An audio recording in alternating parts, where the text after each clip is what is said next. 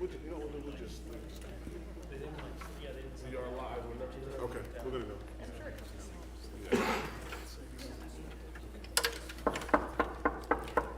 We're gonna call the meeting to order of the Salem High School Building Committee. We're gonna alter the agenda slightly because we don't have a quorum, so we're gonna push off the vote to approve the minutes of the February 13th meeting until we have a quorum. So why don't we jump to item number 3, which is the milestone schedule review, and I'll hand it off to Margaret. Oh, welcome everybody. That was rude of me. Welcome everybody. We're so glad you're here. Thank you for coming. We're so grateful for you. Yes. Okay, I didn't print this out this time because it hasn't changed. But just to ground us again in where we are. So there, where this red dotted line, which is, we've come to the very fast end of this first stage, which you'll remember I call the due diligence stage, which is collecting all this information together. And it's been a monumental effort. I'm so grateful for everybody's participation in this. But what we're starting after tonight is the so-called preferred schematic report. This is where the options that are on the table, which Perkins Wells is going to present tonight, we're going to dive into them and pick them. So the goal is by the end of this phase, which ends in late June, there's an option that we're moving forward with. And this, the phase that comes after that, which is about 6 months, is the detailed development to the extent possible of the schematic design of that project to identify the cost for the project that we can live with for a period of time. And then the MSBA board will vote a couple months after we make this. Okay, next slide.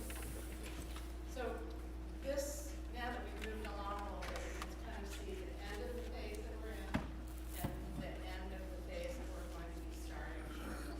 So here's the PSR in June. One thing that I'm recommending, we have a date for building committee on June 12th. It's already in your calendars. I'm going to ask that this group meet again the following week. That Thursday, the following week is Juneteenth, so it won't be on Juneteenth. I'd like to do it on Wednesday. We'll have to kind of do a check to see if we can make that work. But we met on June 18th, doing the same thing. Oh, yeah. I just want to note, the city council votes on the operating budget on, I think, June 13th, so we will have, myself and possibly the mayor would be in budget hearings up until, budget hearings the 10th, 11th, and 12th that week, just so it'd be in the 13th, and then the vote would be that night, potentially. I don't know exactly what's on his schedule for that, but just to know if you need it. Well, that's a I'll good set those lesson. We meetings. may need to kind of jiggle these. The bottom line is that we want to give you time to see the final preferred schematic report, to digest it, to vote on it, and that's 2 meetings. So we'll look to situate 2 meetings in mid-June in order to do that, right? Because we never want to bring you something and say, tonight you have to vote on it. And that's why last week, or the last meeting, 2 weeks ago, we went through a big chunk of the PPPs. We have a couple of big pieces to introduce tonight, big ones, because we're going to talk about the cost of the project. Okay, so that's the milestone review. What's next on these? Questions? Anyone? I'll just note that the 18th is the scheduled last day of school. I don't know if that's going to create either. It's the 20th now? Okay. Yeah. Never mind. Next is school committee update by the superintendent. Okay. Good evening, everybody. Well, the school committee, I don't know if you shared this before I came, but the school committee did get a briefing on Monday night about the educational plan and the space summary. And they went through the plan with them. High-level plan, Principal Burns presented, myself, Margaret, and Brooke was there as well. And they're going to take the next couple of weeks to digest what they saw. It was, I think, a good dialogue and good feedback, initial feedback. And we plan to put it back on the agenda for the March 18th meeting. I don't see Bethany is not here, so I guess I'll speak for them. But I think it was well received. And I don't know if I missed anything else. Anything else you would add, Margaret or Brooke, to that? Just that, you know, the draft that they saw on Monday is in the folders and the link that you sent. It's 65 pages of material written specifically about this building program, which is an incredibly rich building program. And the staff, working with Steve as their leader, did an amazing job. I think one of the things that came out of that was, and we're going to talk about this in the meeting, further in the meeting, that we have a wish list of what everybody would like, and we think it needs to be reduced somewhat. So, but I think what was really important was to get down on paper what the programs are and what the needs are, and then we've got to do some cut to fit to make that work. Yeah, and I see that there's another place here for the plan and space summary, so I guess I'll reserve comments. But I do want to thank the team from Salem Public Schools, Mario being one of them, Glenn Burns, Lisa Golden, I'm trying to see who else I missed, who all worked really hard in putting together this plan. But we still have work to do on the plan. There's some revisions, and we still need to make some adjustments on the space summary as well. Naturally, people ask for a lot, and that's what they're supposed to do. They're supposed to advocate for the spaces they want in the building, and so we're going to have to review it. And there's some questions for consideration here, I know, for you guys tonight. So. Yeah. Any questions for the superintendent? Brooke, Margaret, you good? Okay, thanks. We're So, gonna can I want to interject something here. And actually, could we flip to the? I want to go back to, I want to approve the minutes. Okay. Can we go Oh, back? yes, 'cause we've got let's go quorum. back to Yeah. item number 2, which is vote to approve the minutes from the February 13th meeting. I just need a motion. Motion approved. Second? Second. Any questions, comments, changes? All those in favor, please signify by saying aye. Aye. All those opposed? And the motion carries. Thank you. Okay, Margaret, go ahead.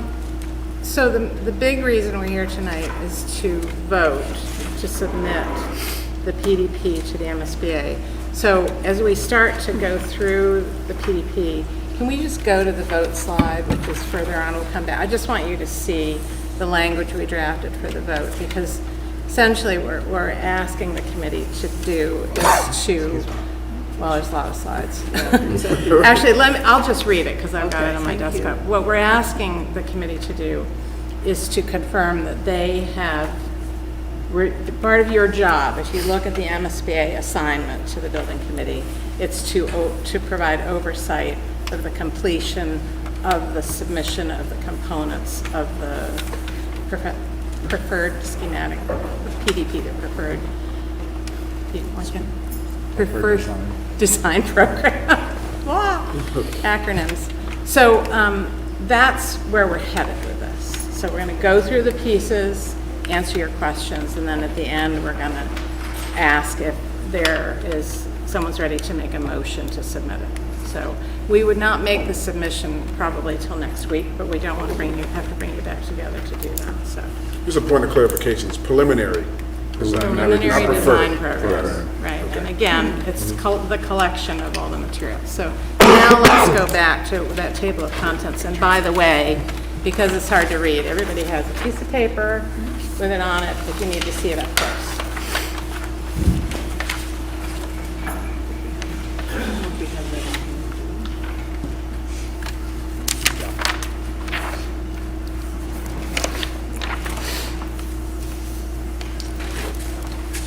You want me to talk about this? No, I mean, we have so as we have stated previously, and as you are aware, this portion of the feasibility study is to assess the existing conditions, do an overview, summary of facilities deficiencies, and some basic background information, which is 3.11, the introduction, then a very deep and dense portion segment, which is 3.12, which is the educational program. So that gets into the visioning reports, the grade and school configuration policies. I don't need to read all of this because you have it in front of you. Then we go through the initial space summary, so that is what you have seen before. Existing floor plans. If there are variances to the MSBA program, we have to document what those variances are and why. And a lot of that does show up in the educational visioning report that's located in 312. Then we go through the evaluation of existing conditions, and all of those evaluations, 99% of them are in that open folder that you have, and we tried to make it very clear, so please feel free to read all of those existing conditions. Then we go through the site development requirements. This is the same as what's here. This is the checklist. This is a nice format from the book, so that's what you're seeing here.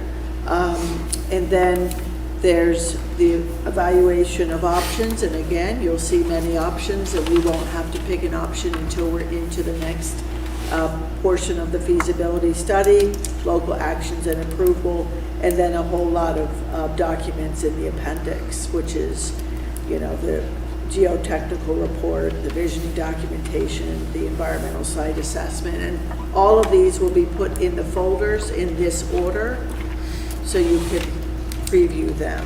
And has anyone looked in the folder? Just raise your hand so you can get a good grade. Excellent. So nothing has changed. These are the requirements. We are sticking to it, and we have really touched on all of the requirements to date, and you have seen many of them. We also, which I'll touch on later, we are doing a video for the existing conditions. We did one round of the video, and we'll put that together for upload to the website of existing conditions. Anybody have any comments? Any comments on what you've seen so far in the folder? All right.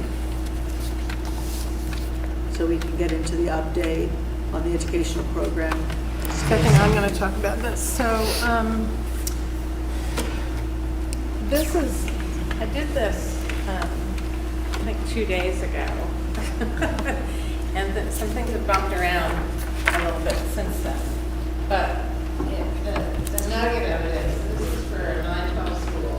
What we did was, Perkins and Bill, working with the others, made a really good record of everything that's in the building right now. So that is actually not on this chart. Then we looked with the staff at what has been requested. And we compared it to the templates. The MSBA gives us a template that says, unless you can really convince us, we won't reimburse on the square footage above these categories, these templated areas. Sometimes you can convince them. Generally, at this point, it's not a good assumption that you're going to be able to talk them into it. And I should also note that special ed and CTE are not within an MSBA template. They're specific to schools, so they're outside of it. But what we have at the end of the day is we've got a total square footage. It's come down a little bit, right? We're 16 now, I think. It's sort of been edging down. We have about 416 square foot proposed building. Of that, about 92,000 square feet of it is currently outside of the MSBA template. So we met with the mayor, Steve, the co-chairs earlier this week, and we said we really think that we need to look at reducing this, because the cost, what the city pays for this is kind of double what it pays for that. So Paul DeChica has kindly offered to work with Steve and Brooke to bring this number down. So I think by the next time we see you, that's going to be a smaller number, this number, and this, which will drive this overall total down. So that it's kind of a snapshot of where we are at the moment.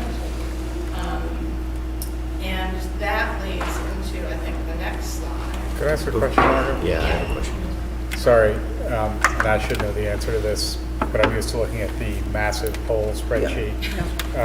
That one. Special ed and CTE, what is the reimbursement rate for that? This would be, assuming the MSBA looks at, I will honestly say this, the special education number is completely in negotiation with DESI. So if DESI says you're fine, You're fine. it's reimbursed at the At the normal usual rate. percentage for the rest of the project. CTE would be the same, Got it. okay? So it's not in that above It's, in yeah, I SBA? mean, does it need to be looked at, sort of pressure Sure, tested? Yes, but it's not in this kind of area. And, I mean, just to talk about, you know, you can see some of these are, we've got, some of this is a little bit below. Generally, we have a bunch of categories that are above, and a couple of the specific areas that are above are health and PE, is probably the biggest differentials, and then the core academics. A core struggle of this part of the project has been that the staff here in the building have been able to occupy a lot of space, right? And so right now we're trying to say, there's what you have and there's what you need. And they've done, I think, really a masterful job of trying to write what they need in without regard to what they have. But there's a kind of meat in the middle place that we still have to get to. Any other questions about that? So Rick pretty much asked the question I was going to ask, but just to build on that, with the CTE programs, will MSBA consider it differently if it's a Chapter 74 Yes. program or not? So if it's not a Chapter 74, it's less likely. Correct. CTE is in Massachusetts, according to MSBA, it's only Chapter 74 programs. Which is the importance of getting carpentry and programming in web as Chapter 74. Is everybody familiar with Chapter 74? With that? Okay. What's on the next slide? Oh, so we're gonna do an update on the design. Then we're gonna come back around to what all of this means for projected costs. Oh, I appreciate it.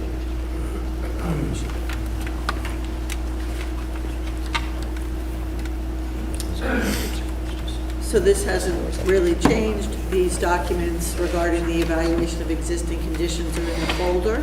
And as I said previously, we're in the middle, kind of mostly through a video that you can upload.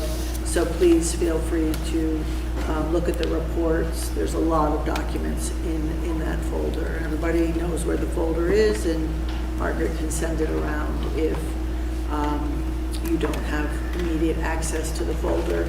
I'm not going to spend a lot of time on this one. This is just a summary of usable building area, which deducts a lot of the spaces, the spaces on the left side of this slide, which are not easily buildable, usable spaces area. The only change in this slide is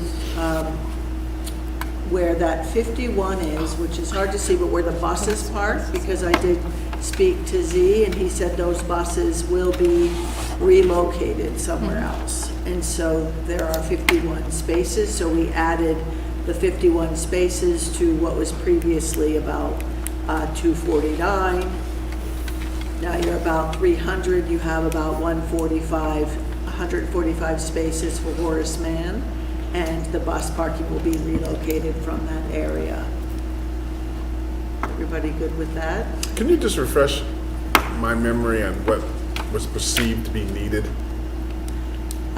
It was said to match what you have. Okay, I thought it was, okay. If we went from 7 through 12, we would, if it were 7 through 12, we would increase the Okay. parking. Thank you. But I think we all agreed that it would be, we would maintain the existing parking count, and that's what our site options do. Well, we are very pleased to say that the surveys have been really, we've had incredible responses to the surveys. I might have said this last time or to another group, but we have 558 student surveys. That is incredible. Unheard of. And I can't wait, we're really excited to show you all the data, because you'll see some nice graphs and charts, and it's really wonderful. We have 260 caregivers, that's the parents and caregivers of the students, and 129 teachers, so. And the staff is just from the middle school and high school? Yes, Yes. It's not, it's just a portion of our staff got the survey. Right. Yeah. So how many total do you have in that group? Glenn, what do you have here? 99. 99? So And the middle this is, school has, what do you think, Lisa? 57 or 53, they're around there. so this is pretty That's good. crazy. That's crazy. And we'll be able, what? This is unprecedented, Yeah. for, you know, just to get this. So thank you all for the bribes Wow. that you Credit provided. to, I was just, you heard me say recognize that, Glenn, because Glenn. I asked my daughter, did you take the survey? And she said, Principal Glenn, that's what she calls you, Yeah. got on the loudspeaker and said, everybody needs to take the survey. And we had We're some, gonna take a pause right now, and everybody's gonna take the survey. It was we had some Wi-Fi issues that day, We did. in the building, and IT addressed that, so it would actually probably would have been higher. Some kids couldn't get on. Wow, I was gonna say, Yeah. that's a good number. So we can say it's a valid sample size. So congratulations to all of you for that accomplishment. You can give that pause one more time. So we're going to go through our evaluation of alternatives or options, and you've seen a version of this before. The upper row, those options are great for grades 9 through 12, and we circled in red the options that mostly we'll go through tonight, and we have some iterations of some of them, and we'll talk about that. And then below, as required, we have looked at the options for grades 7 through 12 for 1,500 students. So this is required, whether or not you do it 7 through 12, we're required to do all of this work.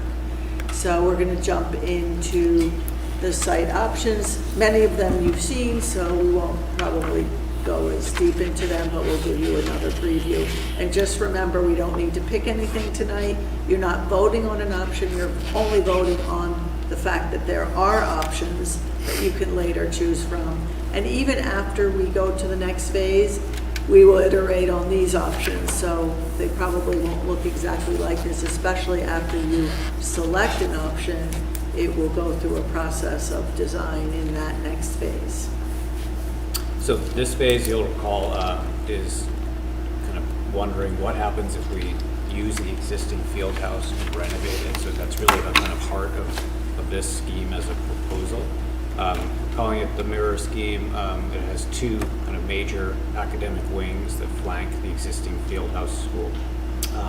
And it's a phased option where you build the auditorium wing first so that you can essentially decant the existing building where you have your existing auditorium, and then build the kind of substantial wing to the north of the existing field house, and then come back and stitch them together.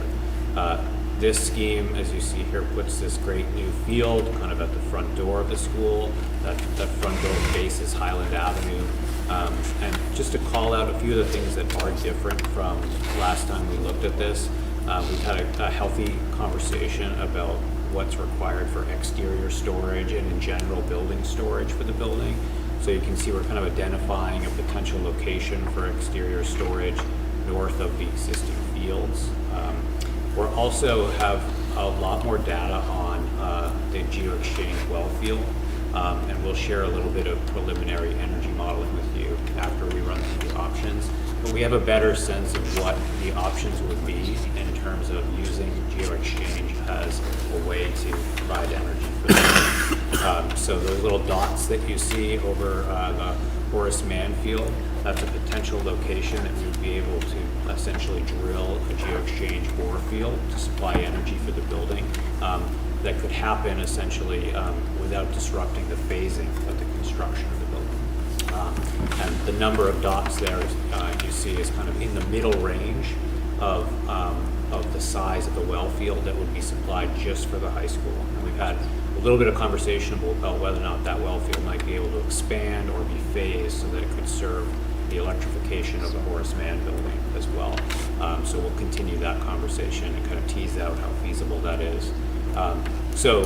Whenever you do a geo-exchange well field, there's lots of options. You can have more of them and they go shallower, or you can have less of them and they go deeper. So there's a range of ways that we can kind of attack this problem, and we'll continue to to study that in the next phase, but this shows the kind of middle range, middle depth for that well. It's still 500 feet. Still 500, Still there's- 500, yeah. 500 feet deep is a shallow range for those wells. We could go 800, right? Yeah, for example, for Stoneham High School, that is a site that is similar topography and geology, and those wells are 800 foot deep. So on that site, they were even more challenged for space, so we went deeper, and we went with quad band wells, so we have 4 pipes essentially, and we went deeper so we could have fewer of them, which helped with staging and phasing. So more to study on that. Speak up, it's really, Absolutely. over here, it's really hard to hear. My apologies. So we'll be studying the GeoExchange system, and really one of the recommendations that we've heard from our mechanical engineers in this phase is that we really move forward with a hybrid system. So it's not just a GeoExchange system, but it's a combined system that is an air source heat pump and ground source heat pump. That tends to be the most economical and the most efficient. And these well counts are kind of roughly assuming a hybrid system. And another note, that is the type of system that we're using on Stoneham as well. So it proved out on that project to be the most economical way to solve the problem. Can I ask about the traffic circulation in this configuration? Of course. So the primary entrance for students or parents doing caregivers doing drop-off is the lower end of Wilson. And they would enter through the drive and then circulate all the way around the parking lots to the right. Correct. And Correct. then- And that's one of the, I'd say, one of the challenges of this scheme is kind of it really stretches out the traffic. There are positives to that because it means that the queuing doesn't get congested. But obviously it does mean that you're really moving through the whole site. Yeah. I mean, I would imagine that a lot of traffic would just use that secondary entry as the primary entrance. It's a Yeah. shorter drive to the parking lots and to the drop-off area. And that's something that we have seen schools actively moving towards. So, There's a lot of flexibility in this plan, so you could, can be adjusted, but the traffic consultant, as you heard, said push the traffic away from the intersection of Highland and Wilson. How far did it move? It's at the. The current exit. The current flipping exit. exit. Current exit is the So entrance. that would be an entry. We'd And then- be creating two-way access at what is the current exit. I will make one programmatic note that the daycare has only one room, one classroom now, one infant room, not all those other classrooms. So we'll have less traffic going to the daycare, but it still requires care in the drop-off and where it's located. It's located on the southern side of where the auditorium is. So you can go around and drop off. There's a drop-off loop for the daycare, but like, it's only one classroom now.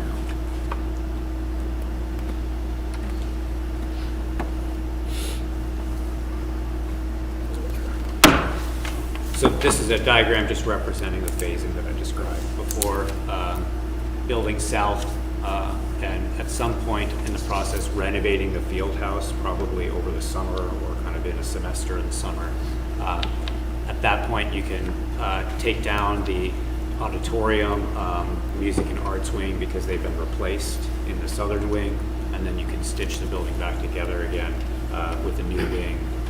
At that point, all the students can move into the new building. You can demolish the existing building and come back and create the playing fields and drop off at the front door.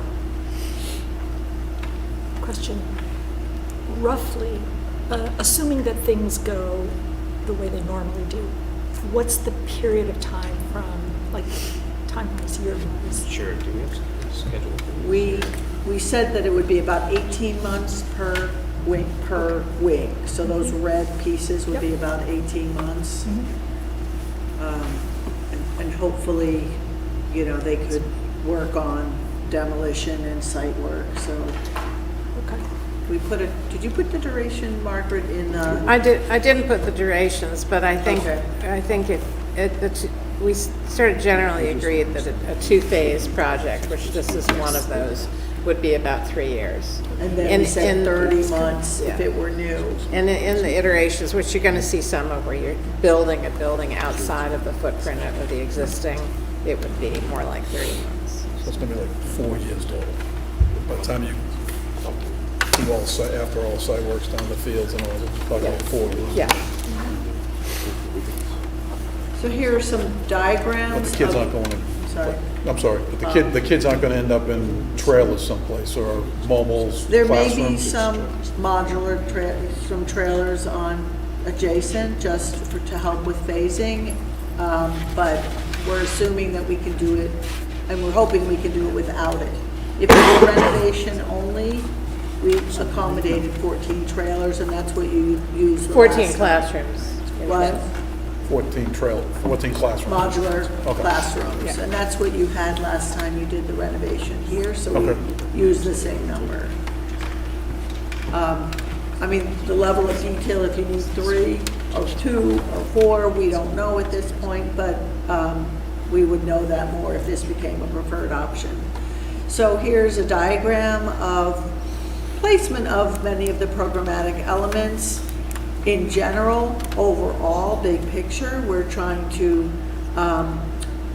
put the CTE throughout the academic area, so it's more interdisciplinary, more being able to see the hands-on spaces and combine them with pathways.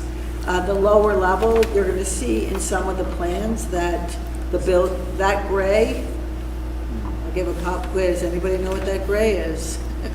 Solid earth. It's earth, right. And all but one scheme digs a little into the ground and works with the grades. You get a star, co-chair, architect. So the lowest level has the existing field house. It has an area that's exposed for the daycare in the corner for drop-off, music, and some CTE spaces. It also has new locker rooms and mechanical space. The level 1 is where you would enter off of that loop in the front, and Patrick will show you a picture in a moment. So that's sort of the big entry off of the admin. That's where we have the auditorium and the black box and music, where they're co-located, along with CTE spaces that require direct access from grade. And those are on the north side of that building, the lower middle drawing. And the next level, 2, 3, and 4 show you the academic core classrooms, and that's that purple color with CTE in key spaces that are visible to all the students. They can be excited about those spaces, and it can be incorporated into the program. And media in the center at the heart of the building, accessible to both academic wings. That's generally the layout that we're looking at, and we can show you this image and this section. Right, so this top image is kind of aerial, just looking at the scale of the building, the mass. You can see Horace Mann on the upper left-hand portion of the image. And you can imagine that there's a really beautiful space that's created kind of between the existing knolls and landscapes that are on the site, and this kind of building that fans out and accepts you into this really beautiful lobby space. The idea here might be that the media center kind of bridges the two wings and creates this real beautiful space for folks to come together facing north, so it's going to have great daylight for study and reading. For those of you who toured Bill Ricca, this is not unlike that arrangement where you actually arrive through the main entry underneath the media center, come through into a cafeteria space that's flexible, and then move up a stair and have a media space right there and accessible for you as a really great community space. And as Brooke mentioned, there's an opportunity then at the kind of elbows of these wings to create CTE spaces that don't need ground level access. So they're right there at the kind of heart of the building. You're going to move upstairs through the building and see them, and they're right there within the neighborhoods of classrooms. So you'll have a really great opportunity to have this cross-pollination between traditional classroom environments and CTE environments. And I want to interject here.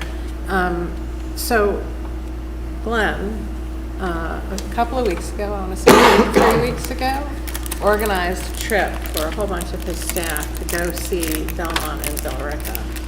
And they came back very jazzed up about what they saw. And on Monday, when we saw the school committee, we said, and now you should go too.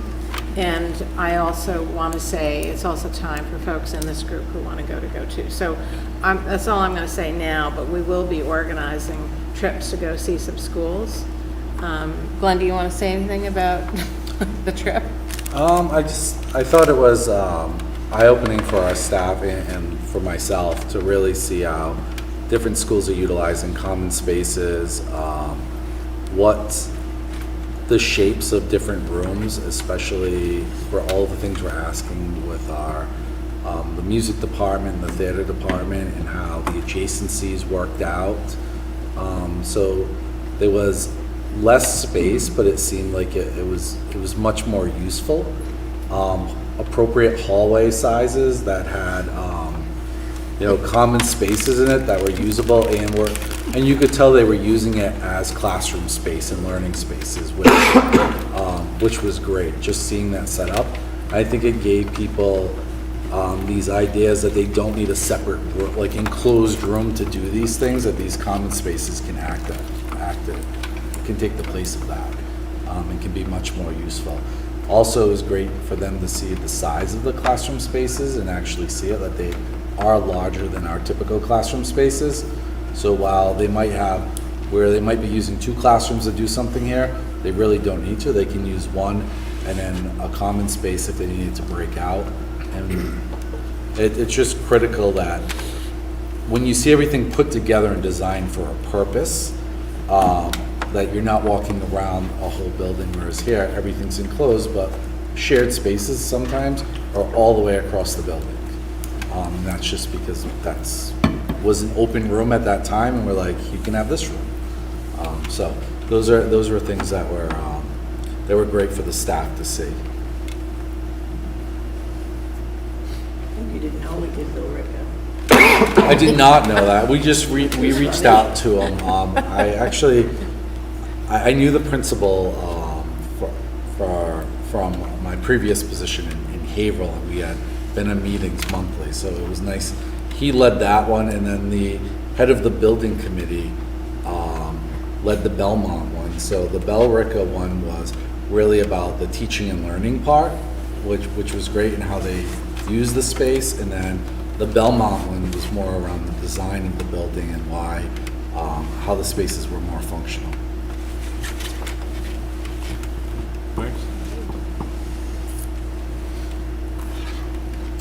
Next scheme, we call this loop scheme.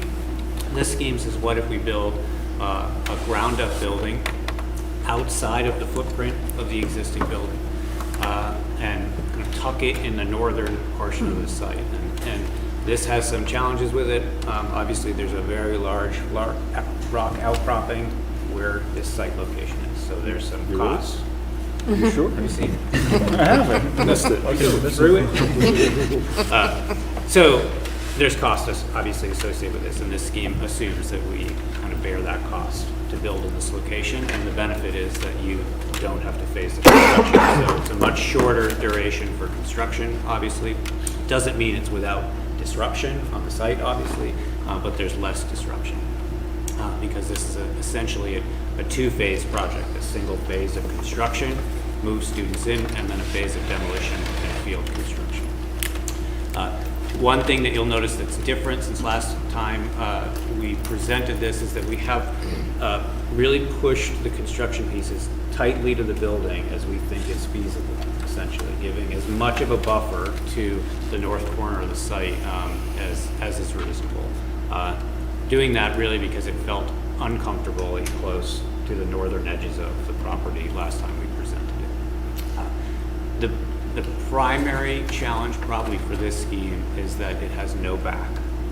And this is a building that with CTE programs has a lot of access needs. You have needs to access exterior CTE programs, you have loading needs, you obviously have all the normal drop-off and food and loading for the building itself.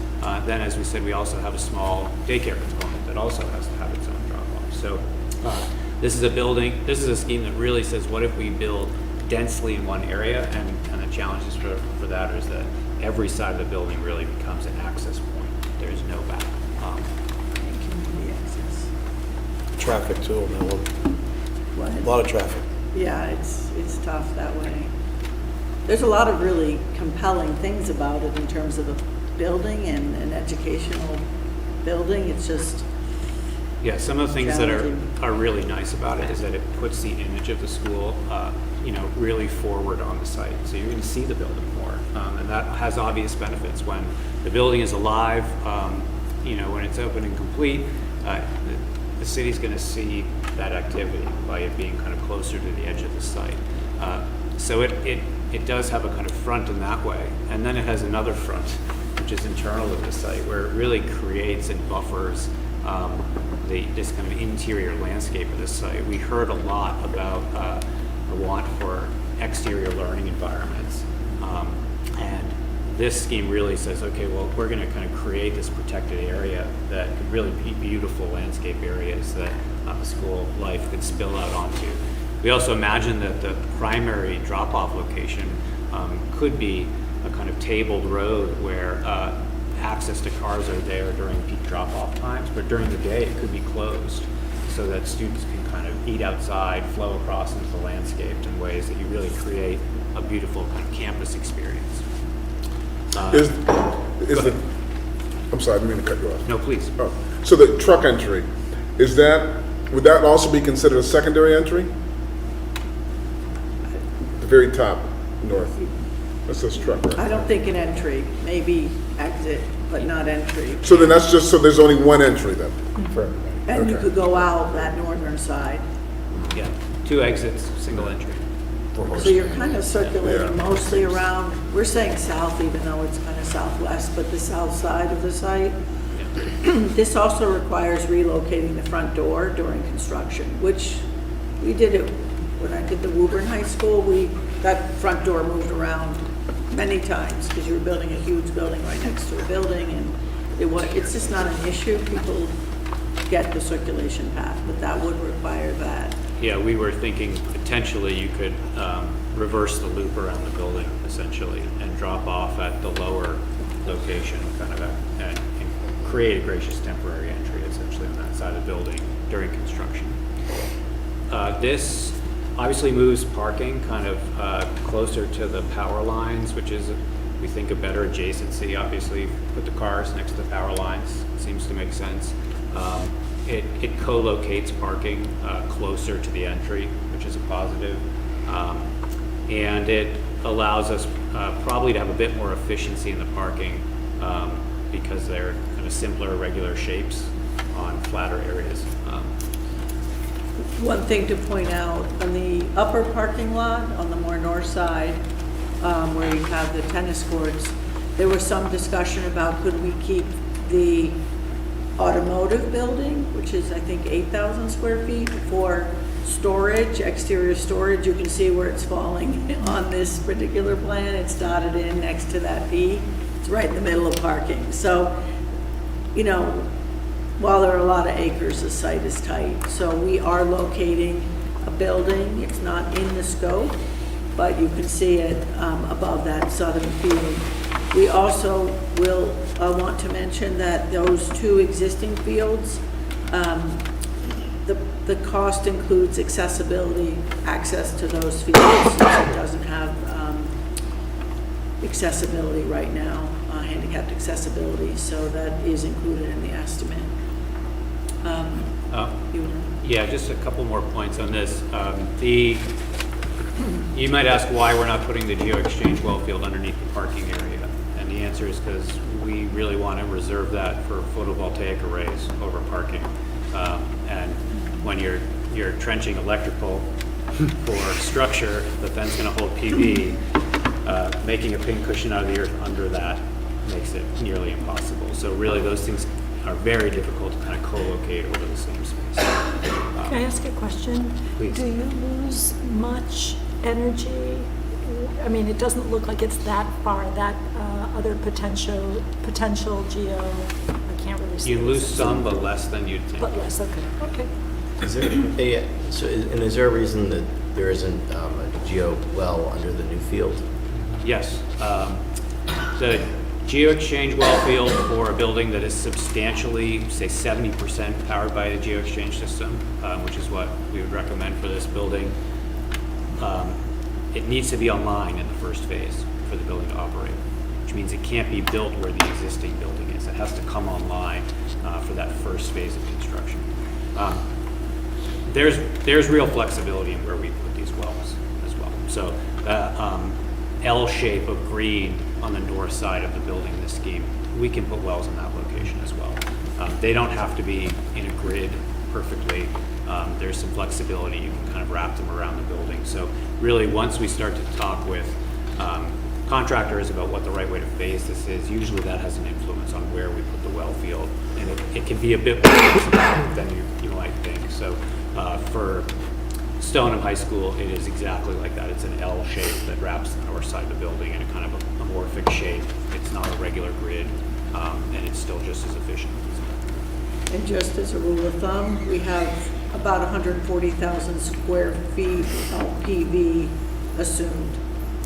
That's the requirement, and I think probably our biggest challenge to get to zero net energy is roof area and parking area. So we don't quite need parking area probably to get the balance of all that PV on site, and that's something that we'll need to start to think about. In this scheme particularly, because you have less room. In general, really, what's really nice is when the balance of parking need for the school meets the amount of PV. You have less parking need than you have for PV, and mostly that's because you have CTE programs that are a bit of an energy hog. They have to be. So you'll see later on in the presentation, the EUI is probably more like up around 29 versus 25. So it's not quite in that sweet spot where just the roof and parking do the work to generate energy. Jenna? So you're including in the cost those two fields. Are we adding a field? Is there going to be an extra field than there was now? And that's determined from the program that we need another field?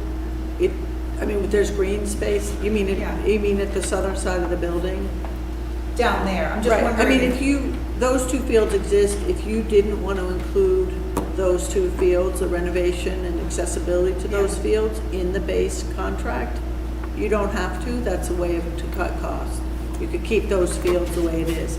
We assumed an upgrade to those fields, dealing with the drainage and accessibility, but if you say, take it out of the scope, do it as a bid alternate, which could be getting the information, we can do that as well. It is a way to cut costs. I think they were about 700,000 each to upgrade and provide accessibility to those existing fields. I wonder if either of them would be, we talk about outdoor classrooms or gardens. I can see that mostly that field close to the building and any of the options is going to be really the preferred one. Potentially those other ones could be turned into, not necessarily now, but eventually turned into something for other sort of outdoor uses of educational purpose. Yeah, you can see in this site plan, there's an area just to the north of the new field, and it's a substantial area that could be landscaped to be outdoor classrooms, gardens, teaching environments.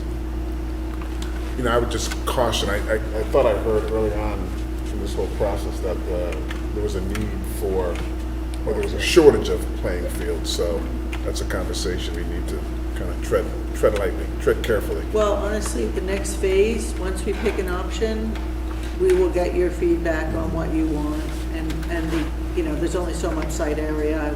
We would imagine you'd want another field right in front, and if you want to renovate those other fields, it's entirely up to the will of the committee and the city.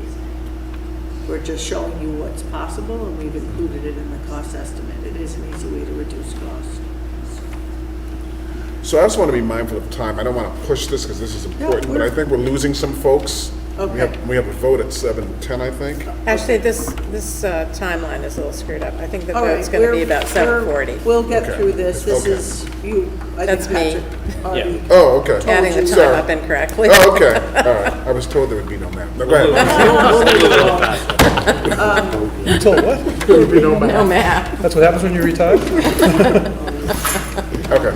So this is just showing the two phases and the temporary entrance at the southern side of the existing building. You build the building, you simultaneously use the existing building, and then you tear down the building and do the site work. So that's pretty straightforward, and that's the positive of new construction. We have built buildings about 20 feet from existing, so it's exciting for your CTE program to think out a little into that. So this one shows the lower level, which is embedded in the grade.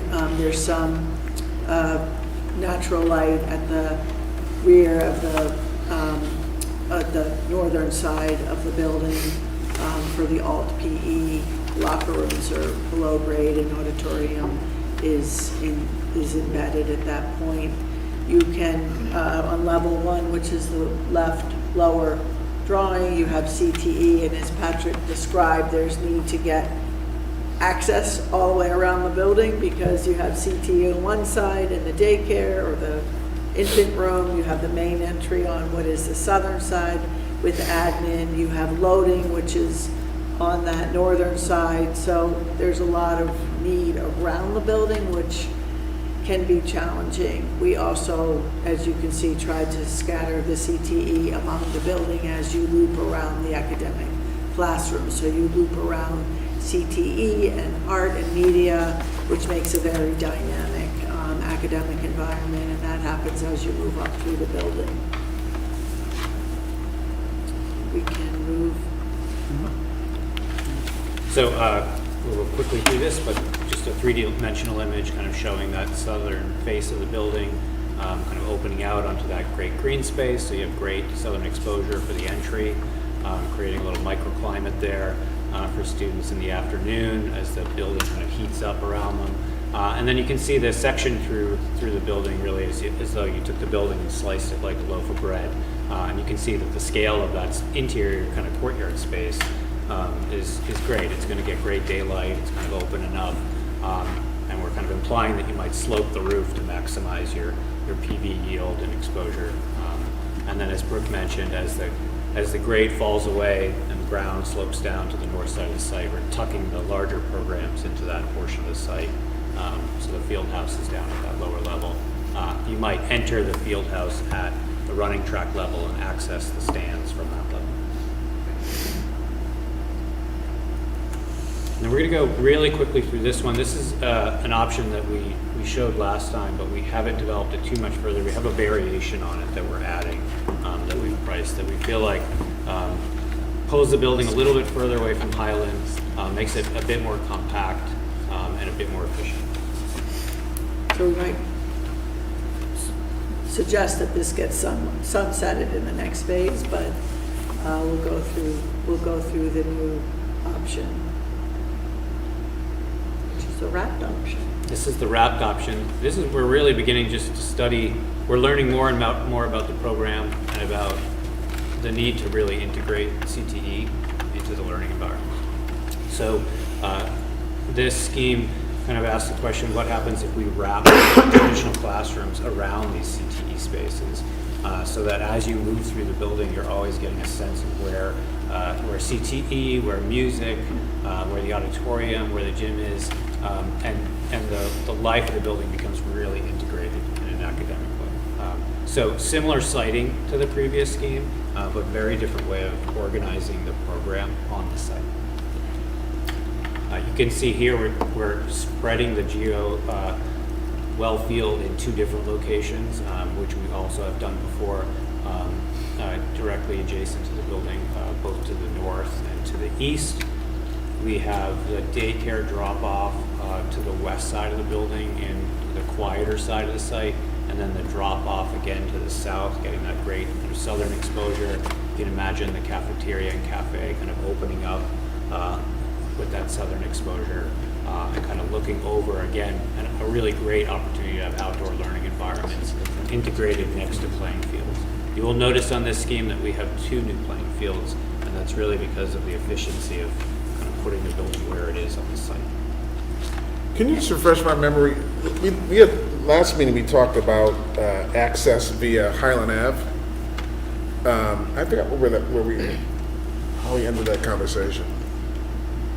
And the reason why I'm asking is because if in fact there was access, would it alter this particular scheme. I don't think it would alter it, but I think one of the things we discussed was, is it entrance only? And is it only service vehicles?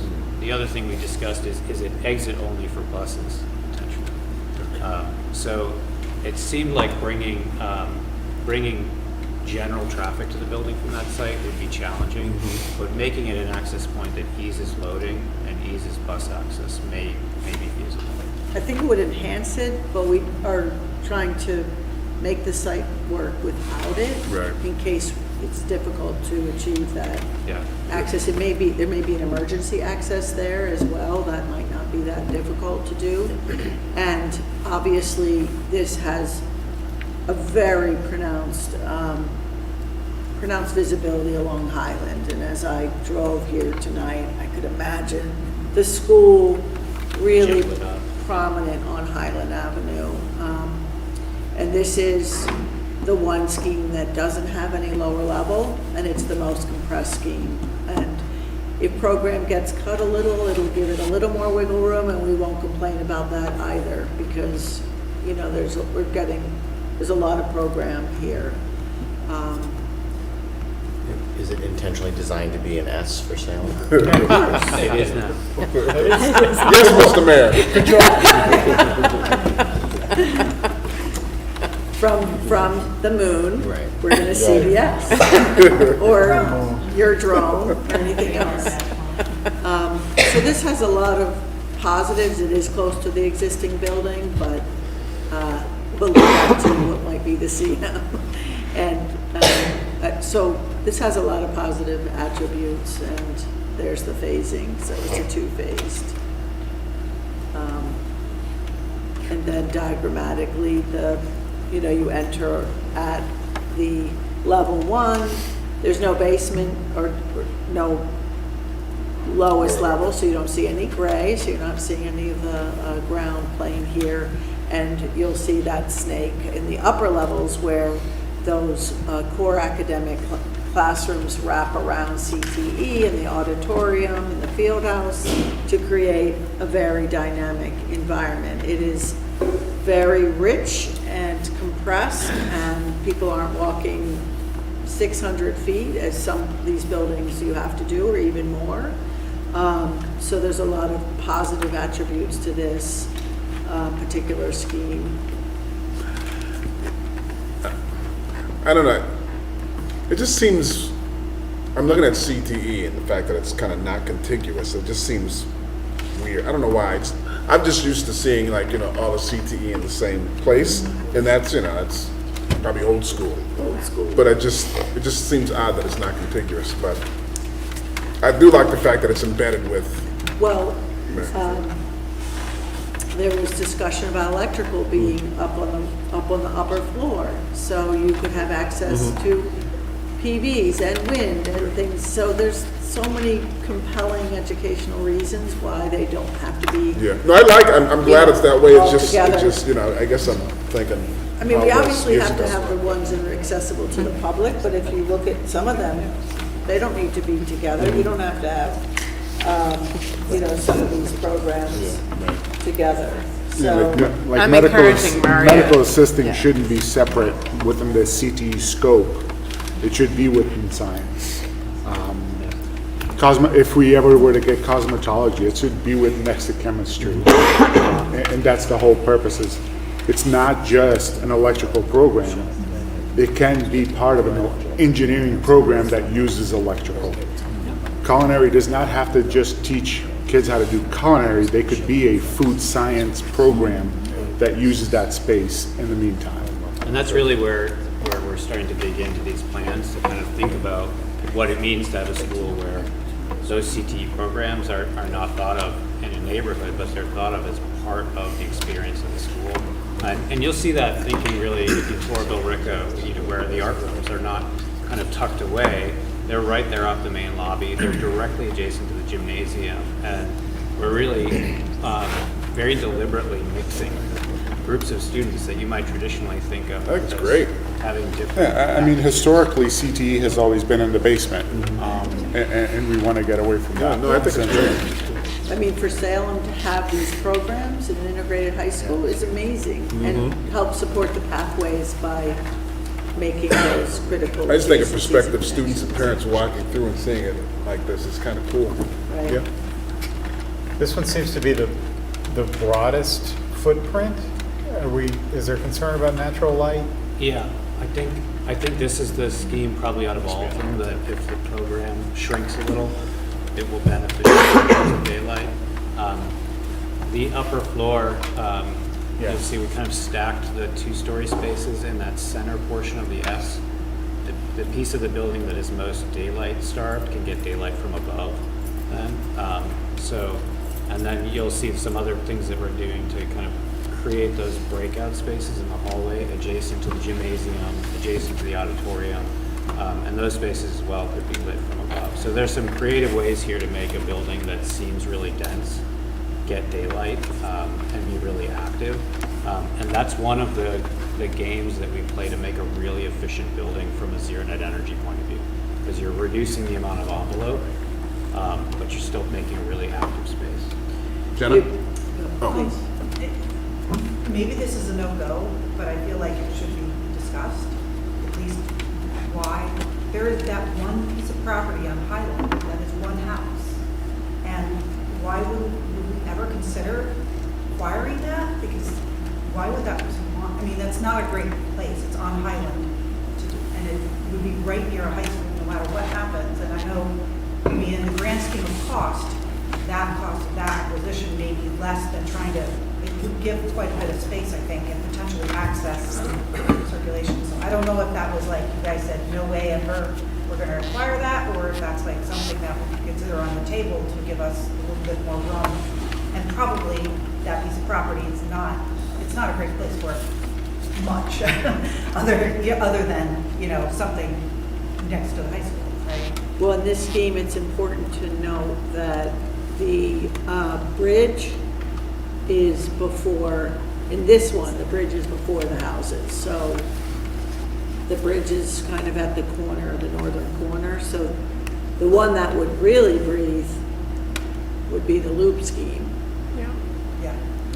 We talked about it in the office, but we wouldn't dare bring that up here because that's not, Where is, if I can ask, where's the pumping station? It's directly, yeah. It's across from Valley? It's the smallest building, across, yeah. this one, Yeah, I think it's, this watch Because out. that's not moving. The second in. This is the second one, yeah. That's the one, okay, yeah, that's what I thought, okay. So I'd say yes, but it might be, you know, this scheme isn't gonna wiggle that much with it, but the other one would. I presume the MSBA does not pay for property acquisition. Correct. Pearl is. So this is just a summary. But it does, it's not an uncommon part of the project. Sure, yeah. I'll sell your house. Sure, okay. So this is just a summary of the options that we mostly discussed for 9 through 12. And then this is a summary for 7 through 12. What's required, which is renovation, mostly renovation of the existing building, addition renovation and new construction. So we have satisfied those requirements. Patrick's going to take you through there's actually a lot more work. You'll see it in the energy modeling, but there's more work even in the ledge removal. Our engineers looked at that carefully to be able to give a quantity to our estimator. So you're not seeing all the making of the sausages, but there's a lot of work behind this to get to those numbers. And you'll see a taste of what's been going on with the energy modeling. Yeah, and we'll be sharing this with Neil and team in a deeper dive. This is just a really quick summary to give you a flavor of what's going on behind the scenes. Review of terms, just because we'll be using them a lot. Zero net energy building is the NE building, produces as much energy as it consumes, that's our goal. And then EUI is a measure of intensity of energy use of a building. So if you go to the next slide, we liken it to miles per gallon for a car. Everybody knows miles per gallon. EUI is like miles per gallon. It's like how efficiently is this thing operating? mean, obviously, there are a lot of factors to that. One of them is, you know, how spread out the building is. You know, how do we make the envelope of the building? It does not take into account energy generation. That's something we kind of... Sorry, what? It does not take into account the amount of energy generated on the site. So you imagine a zero net energy building, the EY of a building that's zero net energy is zero. So this is kind of the measure of the efficiency of the building before we start generating power on the site. And that's something that we do through energy modeling early on in this phase. And what we start to do is look at how the building is used over every hour of every day, of every week of the year. We create a calendar and some assumptions about how the building is used. We take some assumptions about how the exterior skin of the building will perform thermally. If you've renovated your house, you know that's kind of the R value of a wall, right? And then we also look at the volume, the shape of the building, essentially. And with those three things at this phase, we can essentially begin to tease out how the building will perform. And what we do at this early phase is we pick one mechanical system. We will talk about many options as we move forward, but we take one so that we can compare the shape of the building, its location and its orientation, and compare them to each other. So we can just get a sense of which scheme is performing best in comparison to each other. And that's what we've done for this phase. And this just gives us a sense of if we're on target or not. Target for zero net energy buildings in our climate in Massachusetts is typically around 25. 25 is kind of the gold standard. It's about the best we do. If we get under that, we're doing great. We have CTE programs in the building, and they have plug loads. They have things plugged in that use energy more than your typical classroom. So we need to assume those plug loads and make some estimates about that. And that means that our target for this building is really between 25 and 29.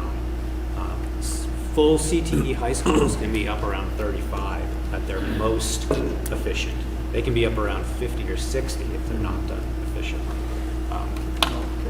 So we're targeting for between 25 and 29. And if you go to the next slide, this is each scheme comparatively, assuming that they are fully geo-exchange buildings. That won't change much if we go to a hybrid. What's important here is comparing them to each other, really. And you can see we're in the range with some assumptions about meeting the new energy code with our envelope. We have modeled all four of these schemes, including the ad reno scheme of the existing building. And you can see that's performing the worst, mostly because it's stretched out and it has more building skin, essentially. And then you can see each one of them are really within a margin of error to each other. So at this level of energy modeling, you know, we could be off by 2, 3, 4 EUI by the time we get to the end. And what this is teaching us is that there isn't a drastic difference between these schemes. So when we're thinking about choosing a scheme in the next phase, this really shouldn't be a factor because they're very close to each other. But you can see that they're also kind of squarely between 25 and 29, which is encouraging. And then just to give you a sense of the kind of makeup of the energy, you know, for an all-electric building, for these modelings, this is roughly where they came out in comparison to each other. So you can see a big portion of the energy load for the building is the interior lights. 5-10 years ago, the lighting might be a much bigger piece of this pie. But essentially, because we're almost fully LED lighting now, this is a much smaller piece, and it's also about as small as you can get. It's really tough to drive this portion of the pie lower, other than just flat out turning lights off. Now, does this include building lighting automation? It does. Space usage? Yeah, use automation for shutting lights off as well as ramping down air, which is code required now. You can see the biggest piece of this pie is plug loads. What is a plug load? It's anything plugged into a wall socket, essentially. Micro fridges, microwaves, equipment in CTE programs, right? Anything that's kind of left plugged in or used during the day is a plug load to the building. So the most important thing about this chart is that it shows you that the biggest way that you can influence the energy load on the building is after the doors open. It's how you use the building. So the important message to the community as we go through this is that once the keys are turned over, you can drastically change the energy performance of the building based on how you use the building.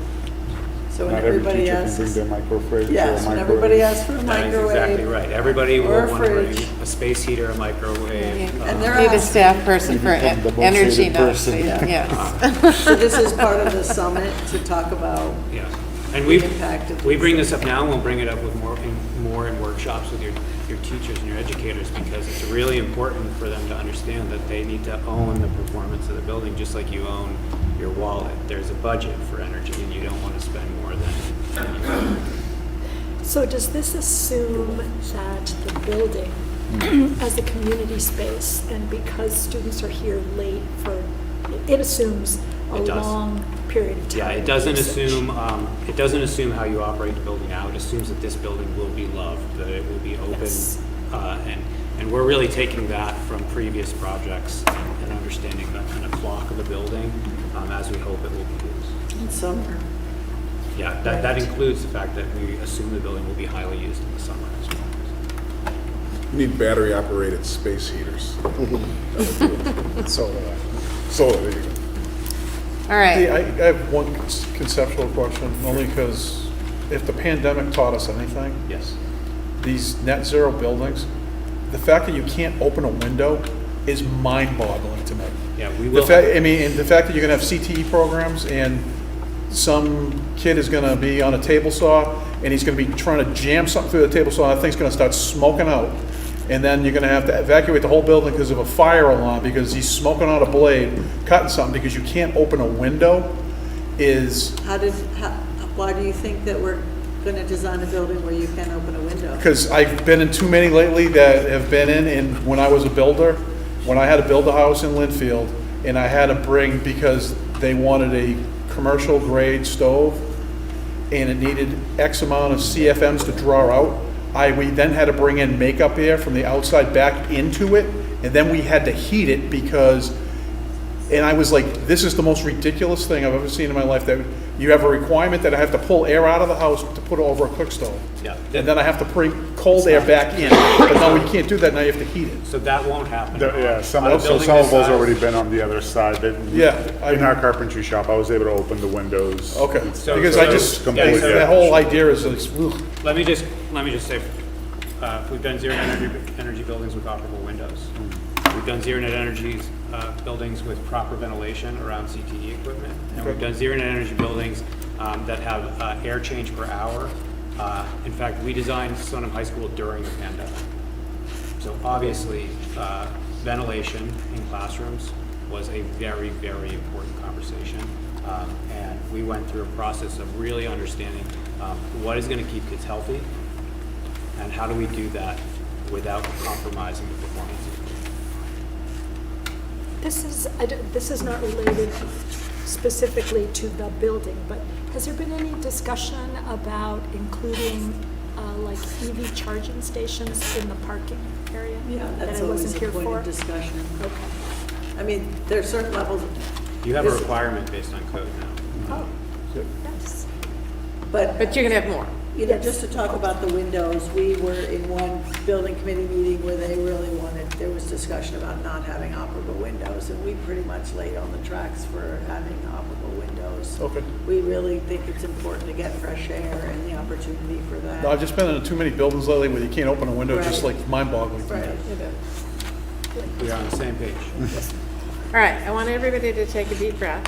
And Bob, you will remember, last time we talked about this, you said you were driving and you had pulled over, so let's take a I had to look. pull over because when they threw the number out, I was like, what? All right, Oh, so God. so the background here is, you will remember that at the last meeting, this is when Bob pulled over, I shared information on, I think, 5 other high school projects that are in process. They were all a little bigger than this one. They all had populations a little bigger than this one. But the range of those projects, the project cost, and I'm going to talk through some of these pieces. The project cost for those projects was between $543 and $600 million when it's sort of lined up on the same timeline. And I gave you what has turned out to be the value that the estimator is sticking with, which is that we think that the construction cost, when escalated, to the point where we would be buying out the project as $1,000 a square foot. So you do not want to see the spreadsheet that is behind these numbers, because it is about a mile. It's not quite as long as the space summary, but it's pretty long. This is a sort of summary of this, which is really what the PDP is intended to produce, which is a conceptual range of project cost. The estimator, Peter Bradley, who did this, who's, by the way, working, I think, on every single high school in the state at this point, and it really has a very good sense of these costs, will tell you that we shouldn't be using these numbers. And the number I'm going to point to is the one right in the middle of the page, which is project cost, and I'll tell you how I got there.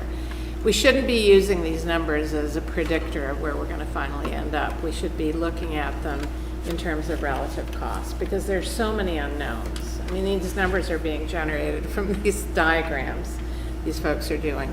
But we also want to be realistic about where we are. So, you know, along the lines of what the Perkins and Will folks have been doing, I just want to start with terms. So these are for 9-12 options. There's a separate slide for 7-12, and they're bigger, by the way, which is why the school committee took action a few weeks ago to take 7-12 off the table. But there are two big numbers that we look at. So construction cost, and this is where these estimates are very detailed, are inclusive. They're intended to be inclusive of everything that we would typically see at the end of the day in construction costs. And that list is hazardous materials, so there's been an assessment of that in the building. Demolition cost has been estimated. The building areas that are renovated or new, the cut and fill, which they talked a little bit. Some of these schemes have some and some don't.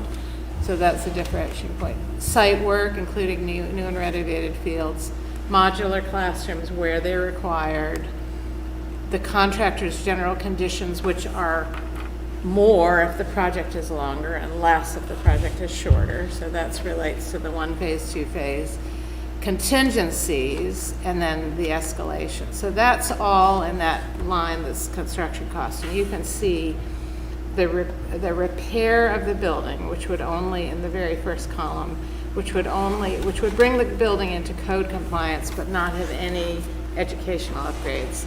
That number, just construction, is about $284 million. And then going across, there's a renovation, there's an ad reno mirror, although I swear before we end this project, I'm going to convince you to call it the boomerang scheme, because every time I look at it. That's what I was thinking it was. The boomerang scheme, okay? And then we've got the loop, the radial, and the wrapped, which I think we're going to call now the Salem scheme, the S scheme, right? So you can see, as you go across here on the construction cost line, those numbers are ranging. I guess the repair is obviously the cheapest, because it's fixing building systems and making the building code compliant. The most expensive version is the straight renovation scheme, and that is because you have a very large existing building and you're renovating, in this concept, every square foot of it. And then in between those you have, I don't think it's even but maybe $10 million difference between those, which is not a small number, but in the bigger picture, there's kind of a range. To get to project cost, you fold in the costs which are up at the top on the right. So that is construction and the fees that are required to pay Perkins and Will and ourselves, as well as others who are involved with the project. Utility costs, if there are any, furniture, fixtures, and equipment which is basically considered to be all new. We're building new technology, and then a contingency. As I mentioned in the last meeting, the kind of rule of thumb at this level is to use 25% for these projects. So to get from the construction cost line to the project cost line, I've added 25%. And then I've noted below the line what the estimator had for PV. And I've done that because You may decide to do a power purchase agreement. It may be a cost that's outside the project, but it needs to be noted.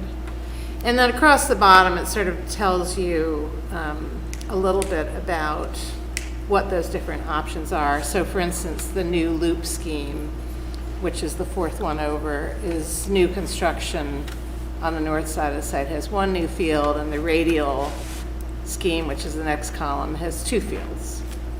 The last one, which is we'll call it the Salem, the S scheme, that one has less blasting, but has two new fields. So those are kind of very brief descriptions of where you start to see those differences in cost. But for the purposes of the preliminary design program, this is the level that the MSBA is looking for. They want to see, and they want to know that you have seen what the range of likely cost is at this level. And so as we move into the next stage and we choose one, a bunch of things are going to happen. We're going to be working, as I said at the beginning, to reduce the overall square footage, which will reduce the construction cost, which will reduce, in turn, the project cost. And then we're going to be getting into a detailed design, which will allow us to determine if these numbers, determine the numbers in more detail. And we can actually start to share with you the detail that's behind this. So I'm going to stop talking and ask what questions there are.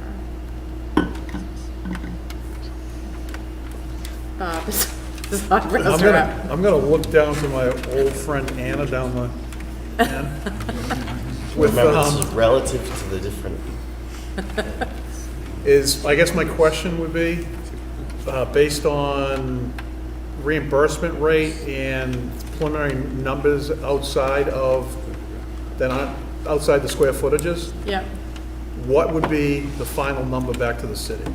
So, I mean, it's nice to look at the big numbers, but without knowing what the reimbursement rate potentially could be, and without knowing, I mean, I know that's a discussion for another day, but I think that it's a fair question to be asking. no, it is the question to be asking. So Anna, you should chime in, but what I will say about it is that in general, I think that, and I think I said this in an earlier meeting, I expect that the MSBA reimbursement on this project, it's a complicated calculation, but I feel comfortable saying that it's likely to be around 50% of the project cost, okay?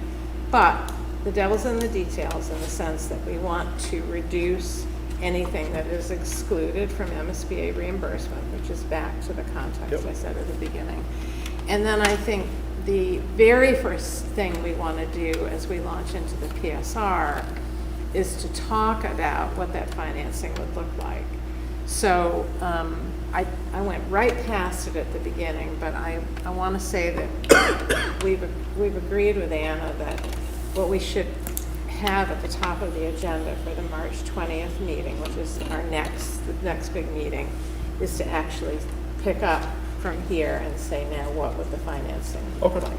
So Anna, do you want to add anything to that? No, I think just more of those details at the next meeting, trying to drill down on that, and just as there are further conversations on space, it'll help us understand how that toggles the reimbursement rate. And I'm working with our financial advisors on modeling out scenarios, looking at, and which I can get into next time, but looking at our debt portfolio, how this fits in that, where, to give people just more of a sense of what this would look like in terms of impact to Salem financially. The other thing I'll say is that by the time we get to the end of the PSR, we're going to be able to actually look at it in detail with using the MSBA template. So right now, there's, I'm guessing, I'm not guessing, I'm estimating based on experience. Educated. Sometimes it feels like guessing. But as we move through the next steps, we'll be able to look in detail. And in fact, Rick asked me the other day, the renovation scheme, for instance, you do get some additional points of reimbursement. I think you can get 2 full points of reimbursement if you are renovating an existing building, because the MSBA wants to incent people to not tear buildings down unless it is the right thing to do for other reasons. So those 2 points in the bigger picture here is not a deal breaker, but we'll be able to look as we move forward at the sort of finer points of differentiation and the reimbursement between these. And that's why I didn't do it here, because there are real differences, but it's very hard to calculate at this particular moment.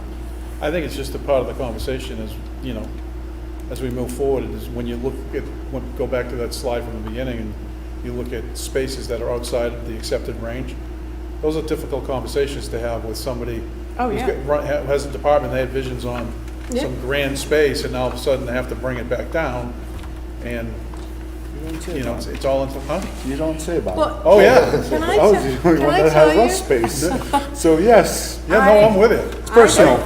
I cannot tell you how lucky you are to have a fabulous teaching staff, many of whom are Salem residents. And we heard from a lot of them in the conversation that they understood the issue.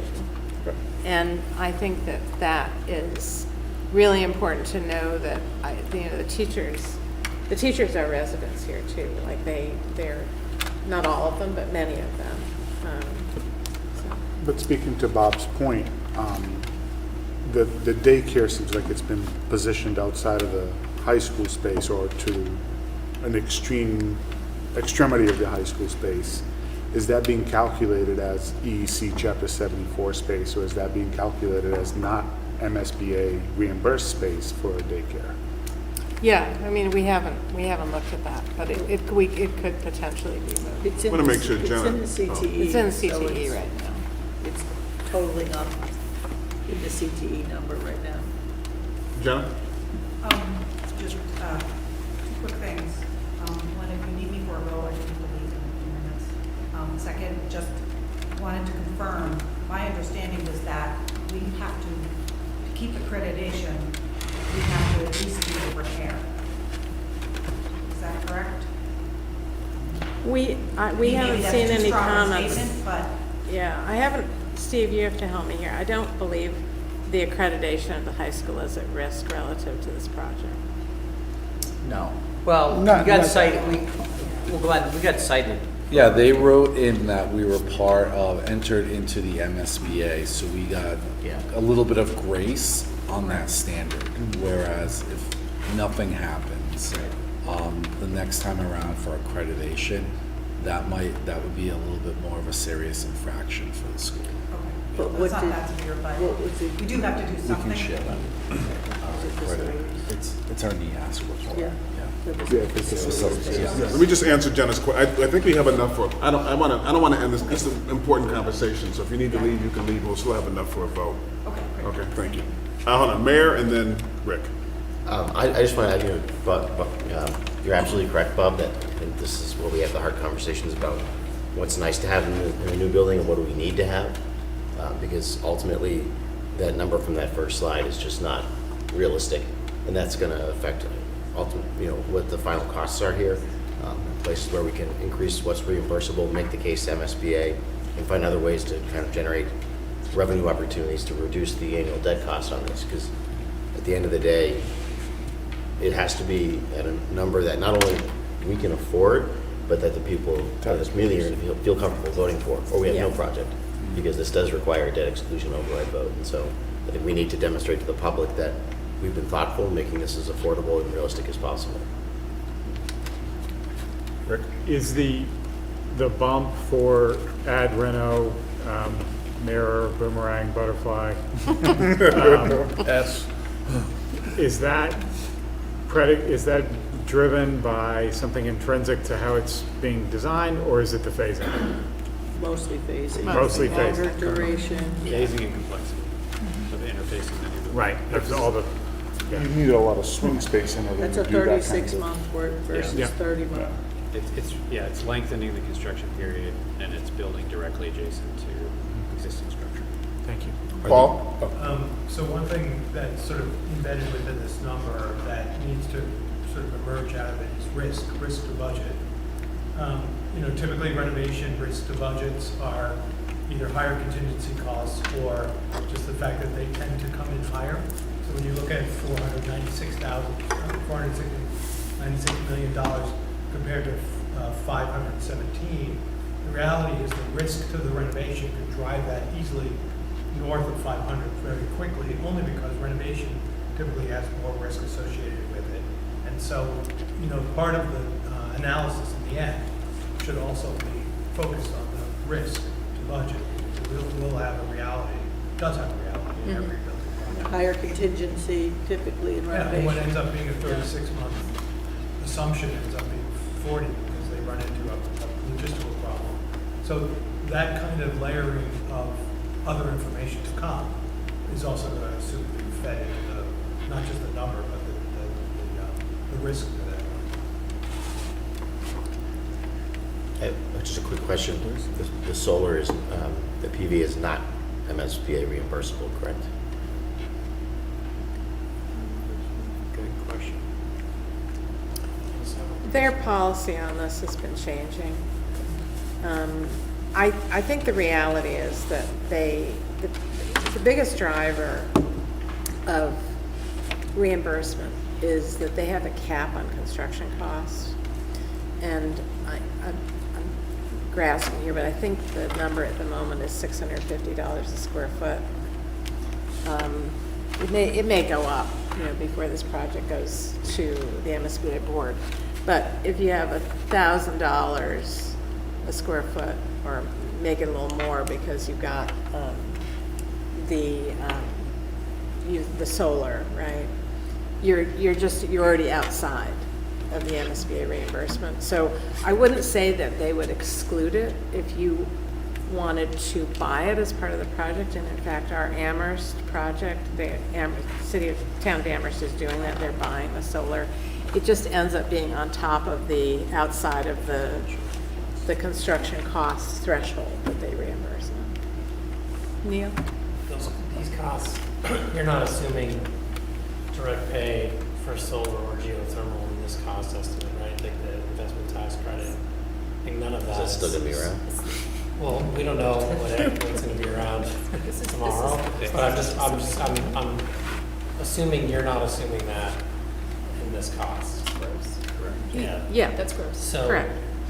the one thing about the solar, which is for another day, that I just wanted to mention is just that, because PPA is certainly an option, but just keep in mind that this building, you know, it's gonna be north of $500,000 a year for electricity, you know, maybe close, you know, who knows?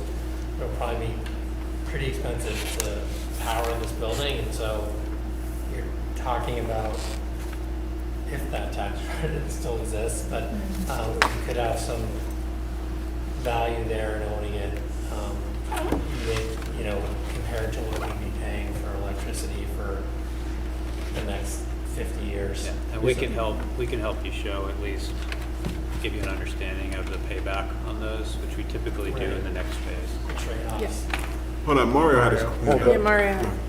She was pointing, the MSBA is ever changing, and something that the mayor and I were earlier in the year is that they're now allowing for us to be able to procure grants for photovoltaic installations or geothermal installations, anything that adds funds back into, or energy back into the building.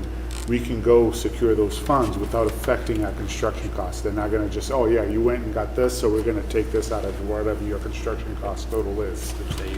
Which they used to, correct, so that is a huge. Such as those grants may exist. So Well, just I mean, that's a, yes, correct. Yeah. So context for Belmont High School, they own their PV. For Stoneham, they did a PPA. And Well, Neil sent me the numbers, so I can't remember them exactly, but natural gas and electricity per year, this building is $800,000 or something like Yeah, that. it's exciting. So that's a really important part of the messaging here to the community is like, if we're eliminating, say, call it $1 million a year going forward of energy cost by doing this, that's money that That's goes a back huge into other component, yeah. things. So we will do a full net present value payback analysis that just looks at what it would mean to have PV or not have PV. Typically, in the past, we would include also performance upgrades, but given that you've passed the specialized stretch code, those are code for you. Anna? It just made me think of one other thing, just when we are talking in upcoming meetings about the ultimate cost to the city, this is an example of something that would be helpful for us to know, that like within our existing tax rate and budgets, what costs exist that maybe could be repurposed to help pay for debt service or something else, because they would be resulting in savings or something like that. If there are other than sort of talking energy related, if there's anything else about the design of the potential options that's related to ongoing operational costs, where there could be savings in some areas, if that's something that feels safe to bake in, I guess it might be helpful for us just to know if certain designs might lead to more operational savings, so that we could help folks understand where we would just be shifting appropriations within existing tax rates to help, and then that would help help apply to some of that debt. So maybe, a debt exclusion wouldn't necessarily be quite as much as it otherwise would be. Yeah. And I mentioned to Anna in our conversation this week, we are seeing, there was a time not so long ago that the MSBA was like, if you get money from somewhere else, we're taking it out of what we're giving you. And they are now like, do whatever you want. In Holyoke, they're using cannabis money as a sort of contributor to project costs. And, I think we're in a different scenario here, where I think it is a good idea to think very creatively about the financing, which is quite different from how MSBA's attitude about it was a couple of years ago. Can I just, Please. I would just like to say to Glenn and whoever's going to be having the conversation with staff about, look, we have to kind of claw back some of these dreams that we have of what this building is going to be. The folks that went on that visit are going to be fantastic resources in terms of helping everyone else understand that, the space is going to be used differently, that you don't need all of this to be able to get, and hopefully it helps in terms of being able to bring down that square footage. And one of the biggest things we can do is make sure the spaces are flexible enough to utilize them for multiple purposes. We tell the story of Billerica, where they didn't have a place for cheering, and they ended up using, I think you saw this one, the cafeteria, the civic commons. They just push the furniture, and it's great. You kind of stand up there and watch them cheer, and it's not something that they fully expected, but we talked about it, and then they came to terms with it. So. Yeah, because a lot of the rooms, our cafeteria, people don't recognize that. If I bring that up without them actually seeing it, they're going to be like, no, I don't want to practice in the cafeteria. The ceilings are low, it's not big. Whereas the cafeteria spaces where the kids are sitting is just a wide open common space that's more used as a community room. Sure. So you just push the tables aside, and now you have extra gym space. You have extra all day long space, Yeah. except for lunchtime. Right. Why don't we look quickly at the next, this is the 712 version that we're not doing, but, again, checking the boxes. So this is the same estimator coming up with values for what that would have looked like, which you can see are sort of 550,000, 550 million, 575 million. So this, again, at this point is checking a box for MSBA that we're looking at 712 and 912, and they understand that in the next phase you will pick a version, and we understand that it will not be one of these. So, okay, next slide. Oh, so next steps, Bob, to your point. So working on the space summary, recommended revisions to the school committee on March 14th, updating the estimates, and then the city providing a preliminary approach to financing at the March 20th meeting. Next slide. Okay, so let's, Hold on, Rick, this, your question? oh, Well, my question was going to be about the vote, before you went to that slide. If we're going to vote tonight, we're voting to approve this predicated on the slide that preceded this, that those things are going to happen. yes, correct, exactly, It will only hopefully go down. yeah. It better go down. So again, you are not voting on option, you are not voting on a cost. You are voting to say that you have overseen the process and that the pieces on this table of contents have been checked. And so We're voting on a concept. it's voting on that you are ready to take the next step into delving into options. You know what, let me just read this aloud. By taking this vote, the committee confirms that the MSBA requirements for the preliminary design program have been completed under their oversight, and the committee is ready to move to the next step in the process, the preliminary schematic report. Got it? Need a motion to approve? Make a motion to approve. Second. Questions? Comments? Okay. All those in favor, please signify by saying aye. Aye. All those opposed? And the motion carries. Well done, team. That was a lot. Yes. That's a lot. Finance Okay. Working Group. Nothing to report. I have nothing. What a great report. Phenomenal. Keep up the good work. Yes.